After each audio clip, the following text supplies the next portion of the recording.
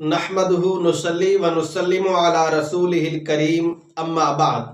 اہل سنت والجماعت کا عقیدہ ہے کہ جو لوگ اس دنیا سے رخصت ہو جاتے ہیں ان کے لیے دعا بھی کی جا سکتی ہے اور ان کو اعمال ہدیہ بھی کیے جا سکتے ہیں، خواہ پڑھ کر بخشا جائے یا خیرات اور حسنات بخشے جائیں۔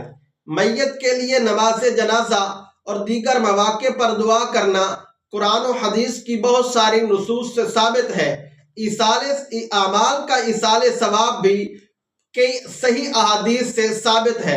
مشکوٰۃ شریف کے اندر روایت ہے، حضرت سعد بن عبادہ رضی اللہ تعالی عنہ حضور اکرم صلی اللہ علیہ وسلم کی خدمت میں حاضر ہوئے اور عرض کرنے لگے کہ یا رسول اللہ، میری والدہ کا انتقال ہو گیا ہے، ان کے لیے کیا صدقہ افضل ہے؟ آپ علیہ السلام نے فرمایا پانی۔ انہوں نے ایک کنواں کھدوایا اور فرمایا کہ یہ سعد کی والدہ کے لیے ہے۔ اس حدیث میں حضور انور صلی اللہ علیہ وسلم نے پانی کے صدقے کا ثواب پہنچانے کا امر فرمایا، تو معلوم ہوا کہ صدقے کا ثواب میت کو پہنچتا ہے۔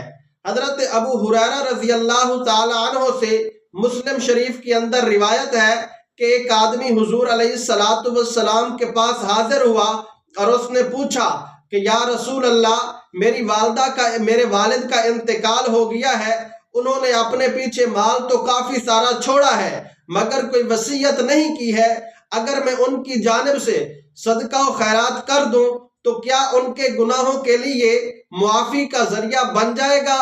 آپ علیہ السلام نے فرمایا کہ ہاں، تمہارے صدقات سے ان کے گناہوں کا کفارہ ہو جائے گا۔ تو اس روایت سے بھی معلوم ہوا کہ ایصال ثواب کا میت کو فائدہ ہوتا ہے۔ اسی طرح ابو داؤد شریف کے اندر حضرت ابو اسید مالک بن ربیعہ رضی اللہ تعالی عنہ سے روایت ہے، وہ کہتے ہیں کہ ہم حضور اقدس صلی اللہ علیہ وسلم کے پاس موجود تھے کہ ایک بنو سلمہ کا آدمی آیا اور کہنے لگا کہ یا رسول اللہ، میرے والدین کی وفات کے بعد بھی ان کے ساتھ حسن سلوک کی کوئی صورت ہے کہ جس کو میں اختیار کروں؟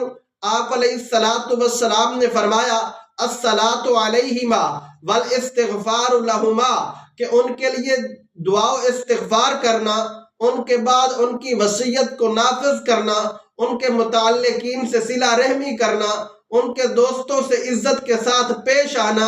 اس طرح کی کئی اور بھی روایات سے ثابت ہے جن سے معلوم ہوتا ہے کہ ایصال ثواب برحق ہے اور اعمال کا مرحومین تک پہنچنا بھی برحق ہے۔ اللہ رب العزت ہمیں دین کی صحیح فہم اور سمجھ نصیب فرمائے، آمین۔ وآخر دعوانا ان الحمد للہ رب العالمین۔